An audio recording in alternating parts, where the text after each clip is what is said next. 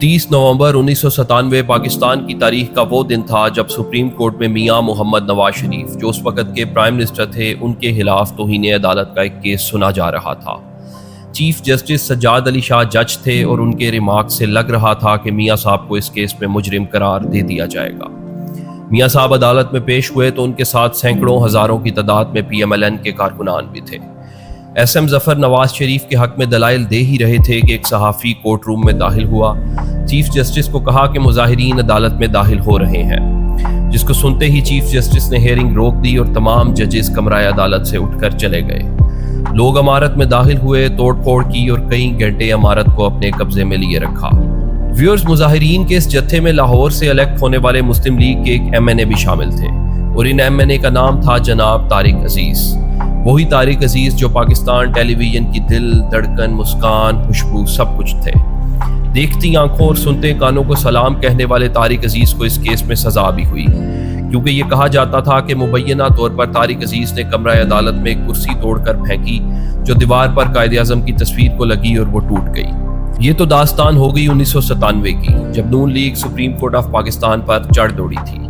आज 2024 में फिर से यही जमात एक और हमला तैयार कर रही है, जो इस बार लोगों की मदद से नहीं बल्कि आइन में एक तरमीम के जरिए किया जा रहा है। जस्टिस मंसूर अली शाह, जो कि अगले चीफ जस्टिस पाकिस्तान हैं, उनका रास्ता रोकने की कोशिश की जा रही है और काजी फायज ईसा की मुद्दत मुलाजमत में तोसी की जाएगी। इस वीडियो में जानिए कि ऐसा क्यों किया जा रहा है, क्या यह आईनी तरमीम करना हुकूमत के लिए पॉसिबल भी है या नहीं, और इसके नताइज क्या हो सकते हैं। व्यूअर्स, 26 अक्टूबर 2024 बरोज हफ्ता काजी फायज ईसा अपने ओहदे से रिटायर हो जाएंगे। होना तो ये था कि इनके बाद जस्टिस इजाजुल एहसन ने चीफ जस्टिस का मनसब संभालना था, मगर उन्होंने कुछ अर्सा पहले इस्तीफा दे दिया, जिसके बाद अब मंसूर अली शाह चीफ जस्टिस पाकिस्तान बनेंगे। मंसूर अली शाह की खुशकिस्मती के इजाजुल एहसन को जो वक्त मिलना था वो भी उनके हिस्से में आ गया। अगर वो 27 अक्टूबर को चीफ बन जाते हैं तो फिर नवंबर 2027 यानी करीबन 3 साल वो पाकिस्तान के चीफ जस्टिस रहेंगे। रिजर्व सीट्स का फैसला आने से पहले तक तो सब ठीक था, क्योंकि हुकूमत PTI को मिलने वाली सीट्स भी आपस में बंदर बांट करके 2/3 मेजॉरिटी लेकर बैठी थी और कोई भी तरमीम आइन में कर सकती थी। मगर केस के दौरान मंसूर अली शाह, मुनीब अख्तर और अतर मिनल्ला के दबंग रिमार्क्स ने इन तमाम उम्मीदों पर पानी फेर दिया और फिर जब फैसला आया तो ये वाजे हो गया कि अदलिया आइन के साथ खड़ी है और ये पैगाम भी हुकूमत को मिल गया कि इस फैसले की बिना पर तुमने आगे आने वाले जजेस का रास्ता रोकना था तो हमने तुम्हारा ही रास्ता रोक दिया। अब हुकूमत चाहती है कि किसी तरह जजेस के टेन्योर में कम से कम 2-2 साल का इजाफा कर दिया जाए और यूं काजी फायज ईसा ही चीफ जस्टिस पाकिस्तान रहेंगे। मंसूर अली शाह चूँकि एक दबंग जज हैं और मुल्क में जो लाकानूनियत चल रही है वो हुकूमत को बिल्कुल सूट नहीं करते। काजी फायज ईसा की मौजूदगी में एक जमात को कंटेन करना कदरे आसान है, क्योंकि उस एक जमात ने अपने दौरे इक़्तिदार में काजी साहब पर इंक्वायरी बिठाई थी, तो दोनों के दरमियान एक खासा बड़ा गैप मौजूद है।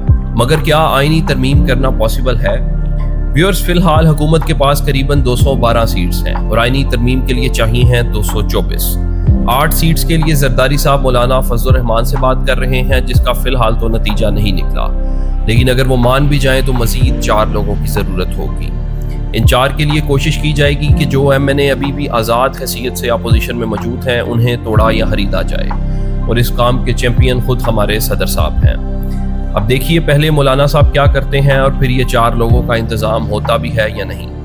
इसी आईनी तरमीम के ज़रिए सुप्रीम कोर्ट के स्ट्रक्चर में एक और तब्दीली करने की बात भी चल रही है, और वो तब्दीली है सीनियरिटी बेस पर चीफ जस्टिस बनने को रोकना। फिलहाल तरीकाकार ये है कि जिस दिन चीफ जस्टिस रिटायर होता है उस दिन उसके बाद सबसे सीनियर जज ऑटोमेटिकली चीफ के ओहदे पर प्रमोट हो जाता है।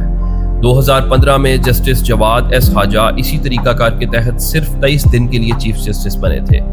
ये एक निहायत शफाफ निज़ाम है जिसे ख़त्म करके अदलिया को भी तबाह करने की कोशिश की जा रही है। नए निज़ाम के तहत ये सोचा जा रहा है कि 3 नाम दिया जाया करेंगे और उनमें से एक को चीफ जस्टिस के लिए चुना जाएगा। अब इससे होगा ये कि जिस तरह आर्मी चीफ की सिलेक्शन के वक्त पूरे मुल्क में कोहराम मच जाता है, उतना तो नहीं मगर उससे थोड़ा कम शोर चीफ जस्टिस की सिलेक्शन के वक्त भी ज़रूर होगा।